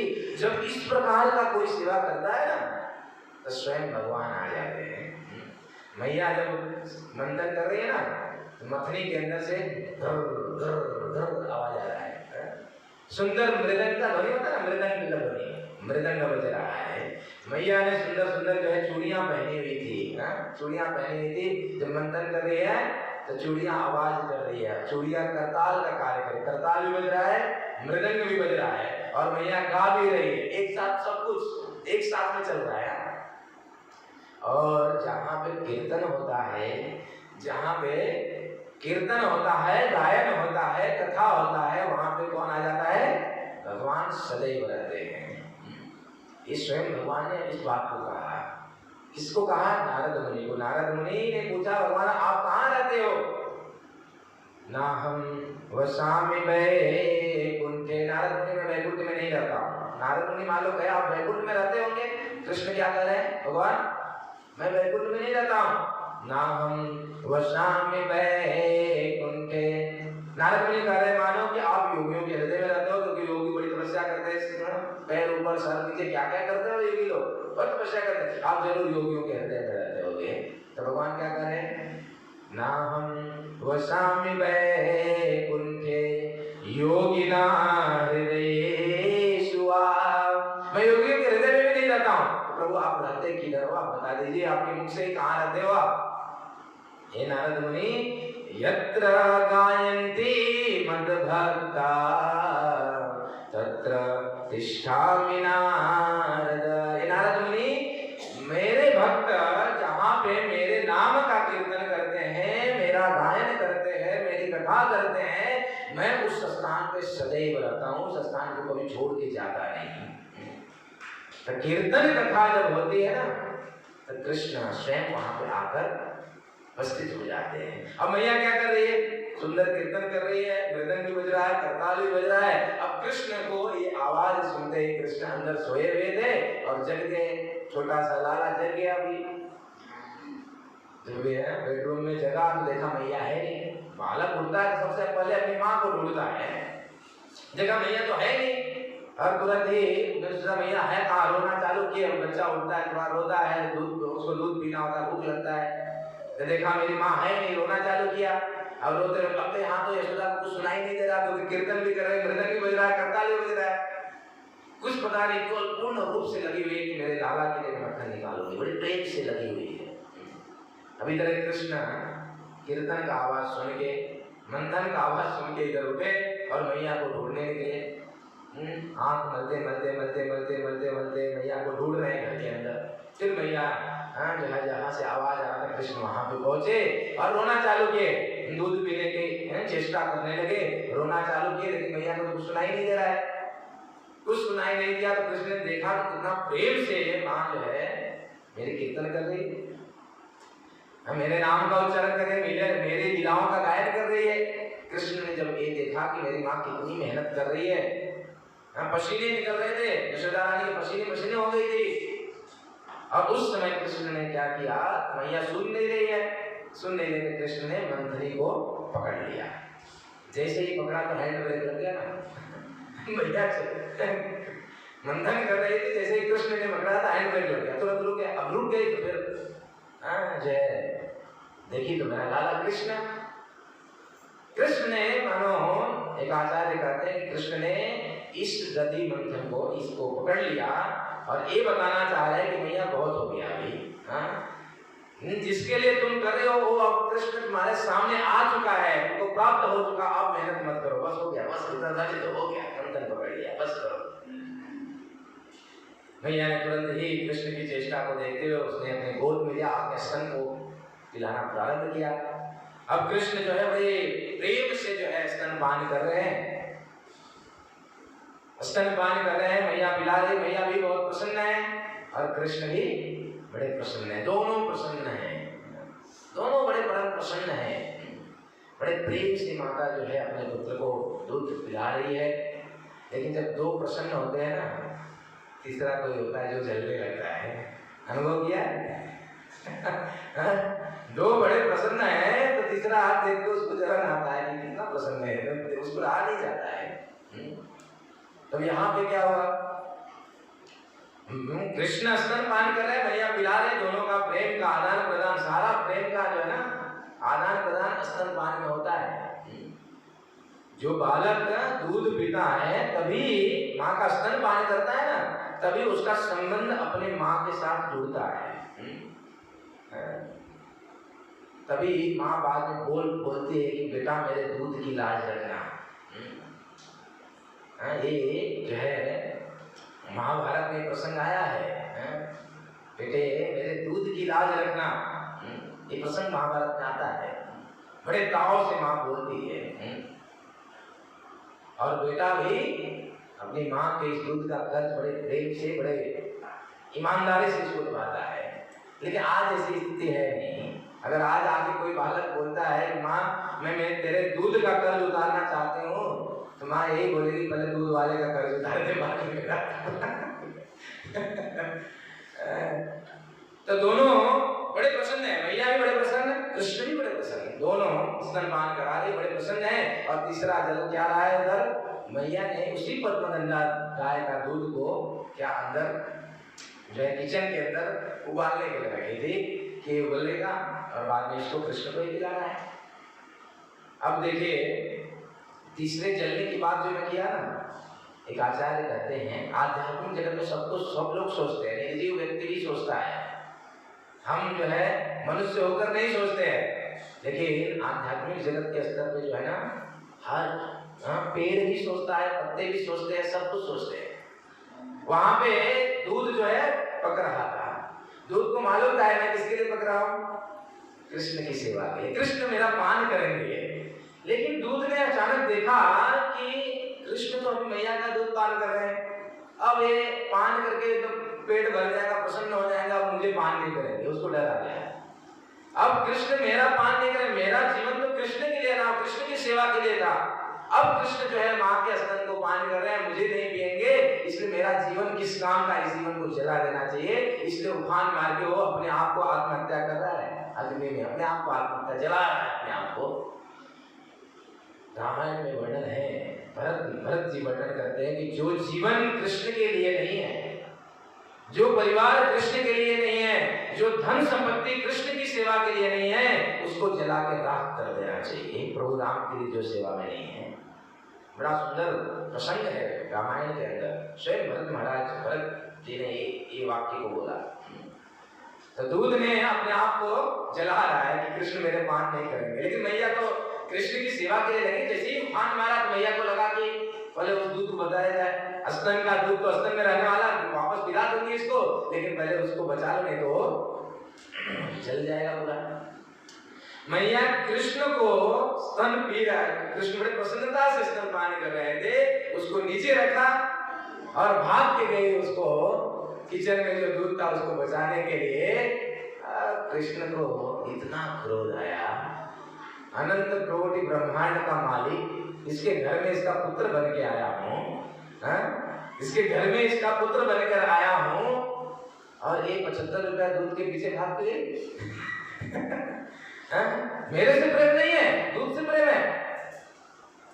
इतना क्रोध आया कृष्ण को, छोटा बालक, इतना क्रोध आया तो उन्होंने सोचा, क्रोधित होता है कोई तो सोचता है ना कुछ तो गड़बड़ कर रहे, सोच ही रहे, विचार कर रहे क्या करो क्या करो क्या करो। उनको हमने विचार आया है कि सुबह से उठ के मेहनत की है ना, सुबह से उठ के इस मंथनी को चला के बहुत मेहनत की है, बहुत पसीने निकाली है, मुझे नीचे उतार दिया, भाग के दूध को बचाने के लिए मुझे उतारा। इस प्रकार से क्रोधित होकर उन्होंने क्या किया, जो मैया ने इतना लीटर दूध को, अब तो मक्खन निकल चुका था लगभग, इतना मेहनत की थी, कृष्ण ने एक पत्थर लिया और उसको, उस भांडे को, उस मटके को नीचे, बराबर नीचे से मारा, उसमें तो टूट गया और सारा दूध दही बाहर निकला, सब बिखर गया। सोचिए इतना बड़ा पात्र में से अगर दूध बाहर निकलता फैल जाता ना घर में, और जैसे ही टूटा ना फट करके फैल गया। और कृष्ण भी उधर खड़े थे, बालक छोटा से कृष्ण उधर खड़े हैं। अब जैसे ही दूध दही को इतना भरते हुए देखा, तुरंत डर आ गया हमको, फोड़ तो दिया लेकिन डर गए कि मैया अब मुझे मारेगी, अब मुझे पकड़ेगी मैया, अब मुझे मारेगी। तुरंत डरे, अब सोच रहे हैं कि मैया के डर से कहाँ छिपूं, मैं कहाँ छिपूं, प्लान बना रहे किधर छिपूं किधर छुपूं ताकि मैया की नजर में नहीं आऊं। ओ कृष्ण जिसके डर से सूर्य चंद्र सब कुछ कांपते हैं, सब उनके इशारों पे काम करते हैं, लेकिन आज वो कृष्ण जो है अपने छुपने के लिए जगह ढूंढ रहे हैं, कहाँ छिपूं मैया से, मैया आएगी और मुझे डांटेगी। अब कृष्ण जो है भागे वहां से, उस दूध दही के बीच में से ही निकल के भागे छुपने के लिए, और भागे जाकर उन्होंने एक उखल के ऊपर जाकर बैठ गए, छुप के बैठ गए। एक उखल उल्टा पड़ा हुआ था, उसके ऊपर चढ़े और जाके चढ़ के छुप के बैठ गए कि इधर मैया मुझे नहीं देख पाएगी। तो इस प्रकार जो है कृष्ण जाकर छुप के बैठ गए। अब उधर जो है मैया जो है घर के अंदर से वो चूल्हा बंद करके वापस आए। जैसे ही वापस आए देखा तो सत्यानाश। कौन किया है? मैया। एक क्षण के लिए ना, एक क्षण के लिए मैया को बड़ा अच्छा लगा, एक क्षण के लिए केवल अच्छा लगा।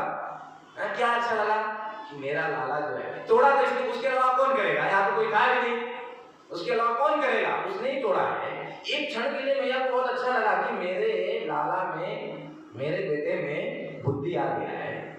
कैसी बुद्धि आया? ये पत्थर उठा के ऊपर से भी तोड़ सकता था, लेकिन बराबर नीचे तोड़ा है। उसको मालूम है नीचे तोड़ने से सब बह जाएगा, और इतना बड़ा पत्थर उठाया, 3.5 साल का बालक है और इतना बड़ा पत्थर उठाया, मतलब मेरे बालक के अंदर बल आ गया है। मैया एक क्षण के लिए प्रसन्न हुई, लेकिन तुरंत ही, एक क्षण के लिए प्रसन्न हुई, लेकिन तुरंत ही मैया ने सोचा, अब तक मैं विश्वास नहीं करती थी गोपियों के कंप्लेन पे, अब मैं समझ गई कि ये जब घर में तोड़ा ऐसा, तो ये गोपियां सही कर गई। हाँ, गोपियों के घर में पक्का है प्रतिदिन जो है तोड़ फोड़ करता है, बेचारी गोपियां कितनी परेशान रहती होंगी। आज भैया ये कंफर्म हो गया भैया को कि जो है गोपियां सही करती थी। हाँ, ये अपने घर में मटका तोड़ दिया तो नहीं बिगड़ गया है। हाँ, मेरा लड़का बिगड़ गया है, इसलिए भैया ने सोचा कि आज तो इसको पकड़ूंगी, दंड दूंगी मैं। भैया ने एक दंड देने के विषय में उसको कि मैं उसको दंड दूंगी। लेकिन अभी गया किधर? अभी तो कहीं कहाँ गया? तो भैया अभी छड़ी उठाई और बोली मैं इसको आज पकड़ के इसको दंडित करूंगी ताकि दोबारा ऐसा कार्य नहीं करेगा। अब मैया ने छड़ी उठाया, अब ढूंढने लगी मैया, लेकिन ढूंढना कोई टप नहीं था मैया के लिए, क्योंकि कृष्ण कहाँ से चल के गए थे? उस मक्खीरे हुए मक्खन दूध दही के ऊपर से चल के गए थे। जहां जहां गए वहां पैर का निशान पैर का निशान पड़ा हुआ था, छाप पड़ी हुई थी। अब मैया ने डंडा उठाई तो बस उसकी जहां जहां गया हुआ फटाक से मैया तो तुरंत पहुंच गई। कृष्ण ने देखा कि मैया मेरे पास आगे, मैया ने मुझे देख लिया, तुरंत उगल से कूद पड़े, कूद के लगे भागने, बाहर निकले, भागने लगे। और मैया जो है छड़ी लेकर जो है क्या कर रही है? छड़ी लेकर मैया पीछे दौड़ रही है और कृष्ण को पकड़ूंगी, आज बांधूंगी, उसको दंड दूंगी। इस प्रकार जो है मैया ने दंडित करने का एक संकल्प लिया। यह दृश्य जो है सत्यव्रत मुनि ने ये दृश्य को लाइव दर्शन कर रहे हैं। जो अष्टकम जो आप पाठ करते हो ना, ये अष्टकम जो है सत्यव्रत मुनि ने लिखा है। सत्यव्रत मुनि ने, ऐसे अष्टकम तो शाश्वत है, लेकिन ये लीला को लाइव दर्शन करते हैं। सत्यव्रत मुनि देख रहे हैं किस प्रकार से मटका टूटा और मैया किस प्रकार से जो है छड़ी उठाई और कृष्ण को दौड़ाने के लिए निकली हुई। इस सारी घटना, सारी लीलाओं को सत्यव्रत मुनि लाइव दर्शन कर रहे हैं। और वो लाइव दर्शन करते हुए ये अष्टकम की रचना किया है। जिस अष्टकम को पढ़कर हम दीपदान करते हैं, इस अष्टकम को लिखते हुए सत्यव्रत मुनि बड़ा सुंदर पहला श्लोक जो है बड़ा सुंदर जो है लिखते हुए वो सबको याद हुआ है कि सबको? किसको किसको याद है अष्टकम? पढ़ लेते हैं अष्टकम, देख के एटलीस्ट पढ़ लेते हैं, सब देख के गा लेते हैं। प्रतिदिन गाना चाहिए। तो गुजराती में भी है ना, गुजराती में भी हम लोग के पास है। प्रतिदिन उस अष्टकम का पाठ करना चाहिए। पाठ करने के पश्चात, गायन करने के पश्चात हमको क्या करना है? दीपदान करना है। दामोदर को, भगवान को दीपदान करना है इस महीने में। सत्यव्रत मुनि ने लिखा, नमामीश्वरं सच्चिदानंद रूपं लसत्कुंडलं गोकुले विराजमानं यशोदा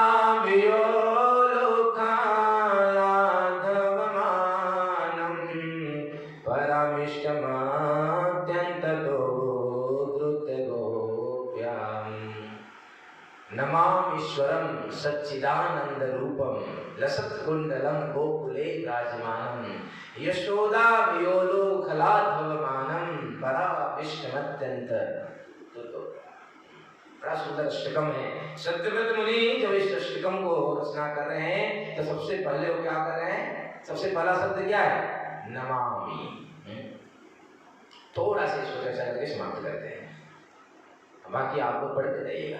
मैं ये बताना चाह रहा हूँ कि ये अष्टकम कितना महत्वपूर्ण है। पहले सत्यव्रत मुनि ने क्या किया? भगवान को प्रणाम किया, नमामि, नमामि, प्रणाम किया। देखिए, प्रणाम करने की बड़ी महिमा है भगवान को। भगवान को जो हम प्रणाम करते हैं ना, परिणाम बदल जाता है। प्रतिदिन जो है हमको ये सत्यव्रत मुनि अभी रचना करने जा रहे हैं, कुछ लिखने जा रहे हैं ना, रचना करने जा रहे हैं। तो सर्वप्रथम क्या कर रहे हैं? भगवान को प्रणाम कर रहे हैं, नमामि। जब प्रणाम हम भगवान को करते हैं तो उस समय हमारे जीवन के बहुत सारे अमंगल दूर हो जाते हैं, परिणाम कुछ बदल जाता है। इसलिए प्रतिदिन हम जब सुबह उठते हैं तो हमको नहा धो के प्रथम जो है भगवान को प्रणाम करना चाहिए। प्रणाम करने से परिणाम बदल जाता है।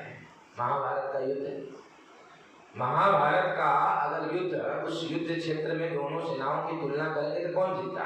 सेनाओं की दृष्टि से अगर देखेंगे तो कौन जीता?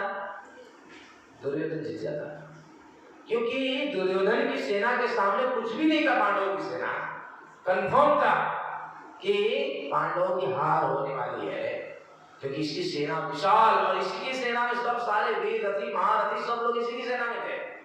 पितामह भीष्म, गुरु कृपाचार्य, द्रोणाचार्य, सब सारे कर्ण, सब कुछ जितने भी रथी महारथी सब लोग किसके साथ में थे?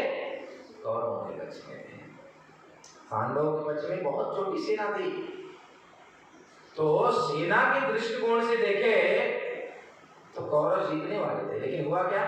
पांडव जीते। क्यों? क्योंकि जब दोनों सेनाएं आमने सामने खड़ी हुई ना, उस समय पांडव जो है आमने सामने खड़े हुए, बस युद्ध अभी होने ही वाला है, लेकिन उस समय युद्ध होने से थोड़ा ही समय पहले पांडव जो है अपने रथ से नीचे उतर गए। अपने रथ से नीचे उतरे और नीचे उतरकर जो है आप कौरवों की पक्ष की तरफ, कौरवों की सेना की तरफ जा रहे हैं। दुर्योधन तो देखकर हर्षित हो रहा है, युद्ध मेरी सेना को देख के डर गया। युद्ध शुरू होने से पहले लगता है शरणागति सरेंडर करने आ रहा है। अब तो इसको तो मन में लड्डू फूट रहे हैं कि युद्ध शुरू है, हार मान लिया लगता है, सबके सब शरणागति सरेंडर करने आ रहे हैं। लेकिन युधिष्ठिर महाराज सबको लेकर साथ में युधिष्ठिर महाराज गए पितामह भीष्म के पास। पितामह भीष्म के पास जाकर हाथ जोड़कर पितामह से, और उन्होंने जाकर पितामह भीष्म को प्रणाम किया, और प्रणाम करके हाथ जोड़कर बोल रहे हैं कि पितामह, हमारा जीवन जो है आपके गोद में निकला है, हम आपके गोद में चलना सीखे हैं, और जो है बड़ा हुए आपके गोद में, जहां आज तक हमने आपके प्रेम को प्राप्त किया है, लेकिन आज विधि का ऐसा उद्धान हुआ कि आज हम आपके सामने हमको युद्ध करना पड़ रहा है। हमारे में कोई शक्ति नहीं है। कौन? ये सब पिता युधिष्ठिर महाराज कर रहे हैं, पितामह मेरे में कोई शक्ति नहीं, हमें कोई शक्ति नहीं है कि हम युद्ध पे विजय प्राप्त कर पाए, लेकिन हम आपको प्रणाम करते हैं, आप हमको आशीर्वाद दीजिए कि इस युद्ध में हम विजयी हों। तुरंत पितामह भीष्म का हाथ खड़ा हुआ, विजयी भव। गुरु द्रोणाचार्य के पास गए, प्रणाम किए, विजयी भव। कृपाचार्य के पास गए, विजयी भव। अब दुर्योधन तो तड़प रहा है, उधर गुस्सा हो रहा है, ये सब मेरे साइड में कि उसके साइड में है? दुर्योधन उधर चिढ़ रहा है, लेकिन मूर्ख दुर्योधन को ये नहीं पता है कि जाके वो भी प्रणाम करे और वो आशीर्वाद प्राप्त कर ले। युद्ध प्रारंभ होने से पहले प्रणाम किया और युद्ध का परिणाम बदल गया। ये है प्रणाम करने शक्ति। जब हम प्रणाम करते भगवान को तो परिणाम बदल जाता है। इसलिए प्रतिदिन जो है हमको क्या करना चाहिए? प्रणाम करना चाहिए भगवान को। सत्यव्रत मुनि अष्टकम शुरू करने से पहले मानो मंगलाचरण कर रहे हैं, रूप को सही बात करते हैं कि सत्यव्रत मुनि मंगलाचरण कर रहे हैं। जब हम मंगलाचरण करते हैं, भगवान को प्रणाम करते हैं, तो परिणाम बदल जाता है। पूरी भागवत के अंत जो सार के रूप में श्लोक आया हुआ है, पूरी भागवत में जितने भी कुछ हमने सुना, लेकिन सार के रूप में कुछ वर्णन है कि कुछ करो या ना करो, लेकिन दो चीजें जरूर करना। अंत में सुखदेव गोस्वामी वर्णन करते हैं, नाम संकीर्तनम यस्य सर्व पाप प्रणाशनम प्रणामो दुःखाशमनम तम नमामि हरि परम। एक भागवत का सार अंतिम श्लोक है। क्या कह रहे सुखदेव गोस्वामी कि दो कार्य करना मत भूलना है। एक तो है भगवान को नाम संकीर्तनम यस्य, भगवान का नाम लेना मत भूलना, और दूसरा प्रणाम करना मत भूलना। ये दो कार्य अगर कोई कर लिया उसका जीवन सफल, उसके जीवन में आनंद ही आनंद। दो कार्य जो हमको प्रतिदिन करना है वो है भगवान को प्रणाम और दूसरा है भगवान का नाम। ये दो कार्य अगर कोई जीवन में कर लिया उसका जीवन सार्थक हो गया। यहाँ पे जो है सत्यव्रत मुनि क्या कर रहे हैं? प्रथम भगवान को प्रणाम कर रहे हैं। किसको प्रणाम कर रहे हैं? नमामि। किसको प्रणाम कर रहे हैं? नमामि ईश्वरम। ये भी बोल रहे हैं कि जिसको प्रणाम कर रहा हूं मैं वो ईश्वर है। ये जान लेना, नहीं तो कंफ्यूज हो जाओगे। क्या कंफ्यूज होगा? ये ईश्वर आगे चल के बाधा भी जाएगा और आगे चल के रोएगा, रुदंतम मोहर्नेत्र। तो फिर विचार में फंस जाओगे आप सभी लोग, ये कैसा ईश्वर रो रहा है, बद गया। कहीं कंफ्यूज ना हो जाओ, इसलिए मैं पहले से बता रहा हूँ, ये कोई साधारण नहीं है। ये कौन है जिसको मैं प्रणाम कर रहा हूँ? वो ईश्वर है, ये जान लेना। और वो भी ईश्वर कौन? कहते सच्चिदानंद रूपम। नमामि ईश्वरम सच्चिद आनंद रूपम। भगवान जो है सच्चिद आनंद के घनीभूत स्वरूप है। ये सच्चिद आनंद है, ये कोई साधारण नहीं है जिसको मैया दौड़ा के पकड़ लेती है और बांध लेती है और वो रोते हैं। तो रोते हैं तो भगवान जो बड़े कार्य करते हैं, जब नरसिंह बावन वराह के रूप में जब आते हैं असुरों को मारते हैं, तब हम पूछते हैं उनको कि प्रणाम करते हैं उनको कि भगवान है। लेकिन वही भगवान जब यशोदा का झापड़ खाते हैं तब सोच करके जाते हैं कि भगवान झापड़ खा रहा है यशोदा का। हाँ, हमको समझना चाहिए कि भगवान, इसलिए ये सब बातें को सत्यव्रत मुनि पहले ही प्रकट कर दे रहे हैं। कंफ्यूज मत होना, मैं जिसको प्रणाम कर रहा हूँ वो ईश्वर है। वो ईश्वर कैसा है? सच्चिदानंद रूपम, वो सच्चिद आनंद के घनीभूत स्वरूप है। हाँ, भगवान जो है आनंद के घनीभूत स्वरूप है। भगवान का नाम जो है आनंद है। इसलिए जब जन्म होता है तो क्या उच्चारण करते हैं, क्या गाते हैं जब जन्म के समय भगवान को? भगवान का जब जन्म होता है तो हम क्या गाते हैं? नंद गे आनंद, नंद गे कृष्ण भयो नहीं बोलते हैं, क्या कहते हैं? नंद गे आनंद भयो, क्योंकि कृष्ण का नाम है आनंद। वो आनंद के घनीभूत स्वरूप सच्चिदानंद विग्रह है। वो सच्चिदानंद आनंद के घनीभूत स्वरूप है।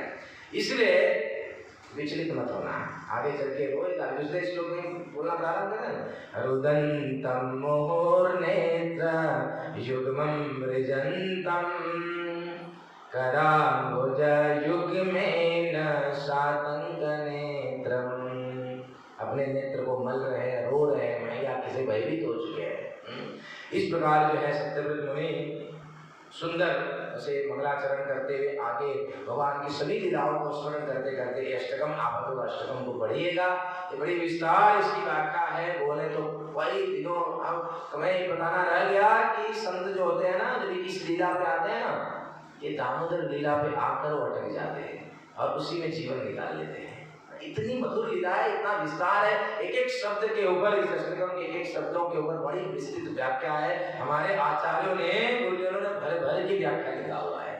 इतना सुंदर सुंदर व्याख्या है अष्टकम। इस अष्टकम का डेली पाठ करेंगे तो निश्चित रूप से हमारा जीवन जो है मंगलमय होगा, आनंदमय होगा और जो है हमारा मनुष्य जीवन जो है सफल हो जाएगा। जब हम भगवान के साथ अपना संबंध जब जोड़ लेंगे तो हमारा मनुष्य जीवन जो है सफल हो जाएगा। इसी अष्टकम में क्या है? लसत कुंडलम। भगवान लसत कुंडलम, भगवान की शोभा कैसी है तो कहते हैं लसत कुंडलम। अगर प्रश्न होते भगवान की शोभा कैसी है तो लसत कुंडलम क्या है? उनके कान में कुंडल जो है लटक रहा है, वो सुशोभित हो रहा है। कुंडल जो है सुशोभित हो रहा है। इस बात को थोड़ा सा समझ लीजिए, मैं खत्म करता हूँ। क्या क्या वर्णन है? लसत कुंडलम, भगवान के कान में जो कुंडल है बहुत सुशोभित हो रहा है। समझ रहे इस बात को? भगवान के कान में कुंडल जो है बहुत सुशोभित हो रहा है। अब बताइए, कोई आभूषण पहनता है तो आभूषण, जैसे कोई हम आभूषण पहनते हैं तो हम सुंदर दिखते हैं कि आभूषण सुंदर दिखता है? विचार के, थोड़ा विचार करो इसमें। आभूषण हम पहनते हैं तो हम ऐसा तो कहते हैं कि नहीं मेरा माला सुंदर दिख रहा है, आभूषण सुंदर दिख रहा है। आभूषण जब हम धारण करते हैं तो हम सुंदर दिखते हैं, लेकिन कृष्ण आभूषण धारण किए तो कुंडल सुशोभित हो रहा है। विचार करिए कि कृष्ण के साथ संपर्क होने से वो कुंडल की महिमा बढ़ गई, कुंडल सुशोभित हो रहा है। कुंडल सुशोभित हो रहा है। भगवान तो सुशोभित है ही, लेकिन कुंडल उनके संपर्क में गया तो कुंडल सुशोभित हो गया। एक सिद्धांत इसमें विचार करें कि जब हम कि कृष्ण, हमारी कोई सुंदरता है नहीं, हमारा कोई यश है नहीं, हमारा कोई वैल्यू नहीं, हम सब जीरो है। हम हर साल जीरो बढ़ाने का प्रयास करते हैं। लखपति वो करोड़पति बनना चाहता है, करोड़पति वो अरबपति बनना चाहता है। दीपावली आ रहा है, जो है लोग अपना अपना धन बढ़ाते हैं, बढ़ाने का प्रयास करते हैं। क्या क्या करते हैं लोग? पूरे साल बढ़ाते रहते हैं जीरो। लेकिन वो जीरो तब तक जीरो रहेगा, जो जीरो का कोई वैल्यू नहीं है। उस जीरो का वैल्यू कब होता है? जब आगे एक लग जाए। वो एक और कोई नहीं, और कृष्ण है। हमारा जीवन जो है हम कृष्ण के साथ, जैसे ये आभूषण है, कुंडल आभूषण है, लेकिन कृष्ण के साथ जुड़ गया तो कुंडल की महिमा बढ़ गई, कुंडल सुशोभित हो रहा है। इसी प्रकार जब हम कृष्ण को हमारा जीवन देंगे तो हम सुशोभित हो जाएंगे। कुंडल तो निर्जीव है लेकिन फिर भी सुशोभित हो गया। हम तो सजीव हैं, भगवान के साथ प्रेम करते हैं, क्यों नहीं हम हमारी शोभा बढ़ जाएगी। प्रभुपाद जी इस प्रसंग पे एक उदाहरण देते हैं। एक छोटा सा स्क्रू है, स्क्रू जानते हैं ना, नट बोल्ट। एक छोटा सा स्क्रू है, रास्ते में पड़ा हुआ है। रास्ते में पड़ा हुआ है स्क्रू, तो हम देखते हैं उस स्क्रू को, उसका कोई वैल्यू है? रास्ते में पड़े हुए स्क्रू का कोई वैल्यू है? कोई वैल्यू नहीं है। बल्कि कभी कभी हम उसको उठा के और कचरे में फेंक देते हैं, उसका कोई वैल्यू ही नहीं है। लेकिन वही स्क्रू अगर उठा के उसको फ्लाइट में टाइट कर दिया जाए, फ्लाइट में टाइट कर दिया जाए, तो वो स्क्रू की वैल्यू कितना हो गया? लाखों करोड़ों अरबों हो गया।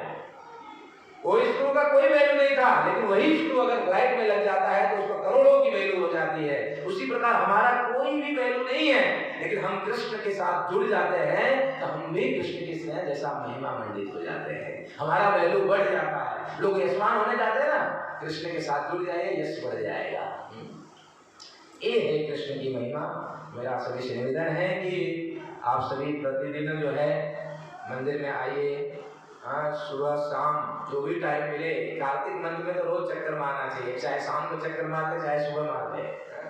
आके भगवान को दीप अर्पण करें, अपने प्रेम को व्यक्त करें। बहुत सुनहरा, बहुत अच्छा मौका है जो है प्रेम को व्यक्त करने का।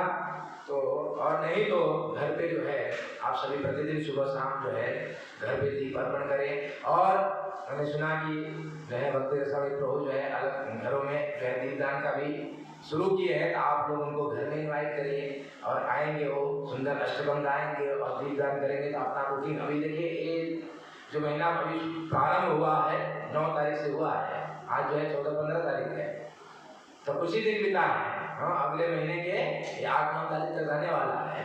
तो अपने घरों में आप दीपदान का भी प्रोग्राम रखिए, जिससे पूर्ण रूप से लाभ लीजिए इस कार्तिक महीने का। हरे कृष्णा कृष्णा कृष्णा हरे हरे, हरे राम राम राम हरे हरे।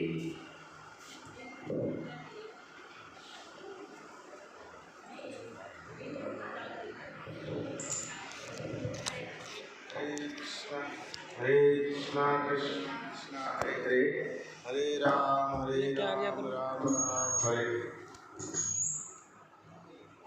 हरे कृष्णा।